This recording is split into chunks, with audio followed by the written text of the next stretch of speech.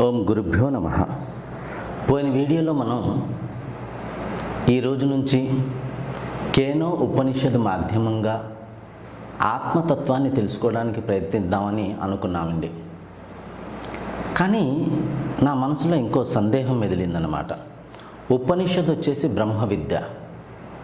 మీరు చాలా ఆగ్రహంగా మనసులో ఏకాగ్రతని ఉంచుతూ ఈ వీడియోలను చూస్తే మీకు ఆ బ్రహ్మ విద్య అర్థమవుతుంది. ఇంకో విషయం అండి, బ్రహ్మ విద్యలోకి ప్రవేశించక ముందు మనల్ని మనం కొన్ని ప్రశ్నలు అడగాలన్నమాట. మన మనసులో కొన్ని విషయాల గురించి వ్యాకులత, వ్యామోహం పుట్టాలి. తర్వాత మనం కొన్ని ప్రశ్నలని మన మనస్సుకు అడిగి మనలో మనం మొదట వివేకాన్ని జాగృతం చేయాలండి. వివేకము, మనసులో బుద్ధి ఉందండి. బుద్ధిలో వివేకం ఏమిటంటే మంచి చెడుని వేరు చేసి మనకి దర్శించేటటువంటి మానసిక స్థితిని వివేకం అంటారు. కాబట్టి మనం మనసులో కొన్ని ప్రశ్నలు వేసుకొని మొదట మన వివేకాన్ని జాగృతం చేద్దాం. దాని పరిణామ ప్రతిఫలన స్వరూపంగా మనం ఇంకొంచెం మన ఆగ్రహం పెరుగుతుందన్నమాట. ఈ బ్రహ్మ విద్యని అధ్యయనం చేసుకోవడానికి మన రుచి పెరుగుతుంది. ఈరోజు వచ్చేసి మనం తెలుసుకుందాం, దేవుడు సృష్టిని నిర్మించి పలు రకాల పశు పక్షులను జన్మించి మనిషిని నిర్మించాడు. కానీ మనిషి అతి తెలివితేటలతో దేవుణ్ణి నిర్మించాడండి. మనిషి నిర్మించిన దేవుళ్ళని మనిషి పూజిస్తూ మనిషిని నిర్మించినటువంటి దేవుణ్ణి మర్చిపోయాడు. చూడండి ఎంత వింత విషయం. ప్రతి గ్రంథంలో, ప్రతి ధర్మ గ్రంథాలలో ఈ విషయం స్పష్టంగా రాసిందండి. దేవుడు సృష్టిని నిర్మించాడు. దేవుడి సృష్టికి ముందు ఏమీ ఉండేది కాదు. సృష్టికర్త ఒక్కడే అని చెప్పేసి ఖురాను చెప్తుంది, బైబిల్ చెప్తుంది, ఉపనిషత్ వేదాంతం చెప్తుంది, ప్రత్యేక ధార్మిక గ్రంథం చెప్తుంది. సృష్టికర్త ఒక్కటే అయితే ఈ సృష్టిలో భేదాలు ఎవరు నిర్మించారు? మనమే. ఎందుకు నిర్మించాం? అజ్ఞానంతో నిర్మించాం. దేవుడేమిటో తెలియక, దైవతత్వం ఎక్కడుందో తెలియక పెద్ద పెద్ద పూజారులు గుళ్ళో పూజ చేస్తుంటారు. మంత్రాలు చదువుతూ, ఆరతి పెడుతూ పలు రకాల అర్చనలు చేస్తుంటారు. పాపం వాళ్ళకు కూడా తెలియదు దేవుడు ఏమిటో, దేవుడు ఎక్కడున్నారు. వాళ్ళని అడిగితే మీరు దేవుడిని మీరు చూశారండి అంటే, లేదండి దేవుళ్ళని చూడగలమా, చూడలేదండి అంటారు. మరి చూడనప్పుడు మీరు ఎవరిని పూజిస్తున్నారు? ఫర్ ఎగ్జాంపుల్, మిమ్మల్ని ఒక వ్యక్తిని ప్రేమించమని చెప్పారండి. ఒక వ్యక్తి ఎవరినైనా ప్రేమించమని చెప్పారు. మీకు ఆ వ్యక్తి ఎవరో తెలియదు, ఎలా ఉంటారో తెలియదు. మీరు ప్రేమించగలరా? మీరు ఆప్యాయించగలరా? ఎలా ప్రేమిస్తారు? ఎలా ఆప్యాయిస్తారు? అసంభవం కదండి.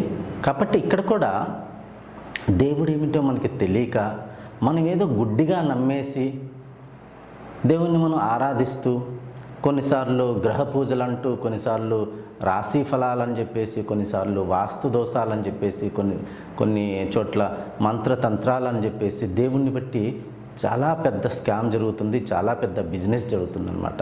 కాబట్టి రాబోయే రోజుల్లో మనం ఉపనిషత్తులో ఏదైతే మంత్రాలు రాసిందో, వేదాలలో రాసినటువంటి దేవుని యొక్క తత్వాన్ని తెలుసుకుందాం. అసలు దేవుడు ఎవరు, ఎక్కడున్నారు, ఎలా ఉన్నారు తెలుసుకున్న తర్వాత ఈశ్వర ప్రాప్తికై మనం ప్రయాసిద్దాం, సాధన మార్గాన్ని ఆచరిద్దాం, ఈశ్వర ప్రాప్తి చేసుకొని మనం మోక్షాన్ని పొందుదాం. సరేనండి, చిన్నగా మనం నేర్చుకుందాం. కాబట్టి ఇప్పుడు మిమ్మల్ని మీరు ప్రశ్నించుకోండి, మనం నిర్మించుకొని పూజిస్తున్నటువంటి దేవుళ్ళు ఎవరు? నిజానికి దేవుడేనా లేక మాధ్యమమా? ఇక్కడ ఇంకో చిన్న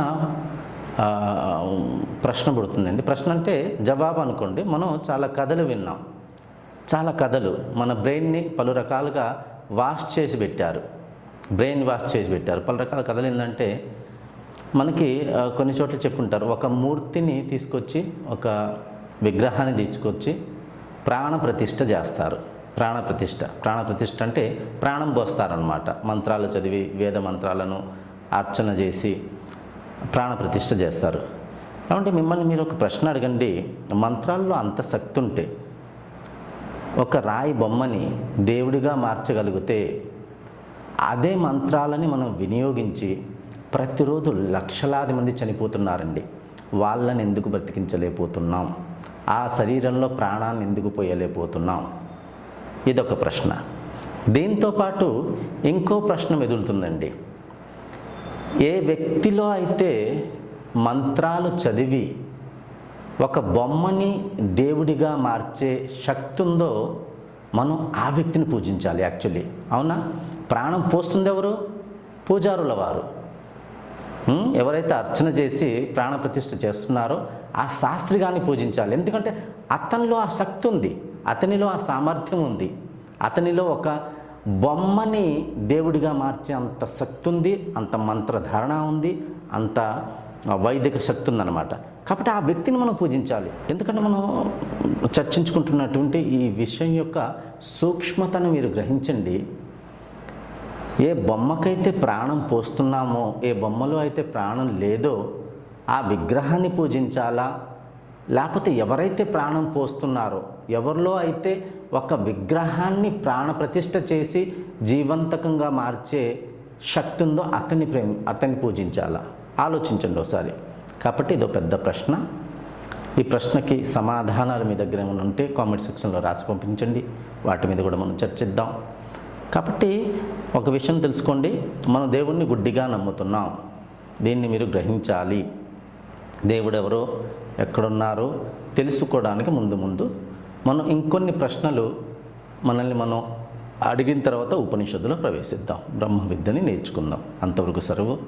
అందరూ క్షేమంగా ఉండండి, ఆనందంగా ఉండండి. ఓం శాంతిర్భవతు.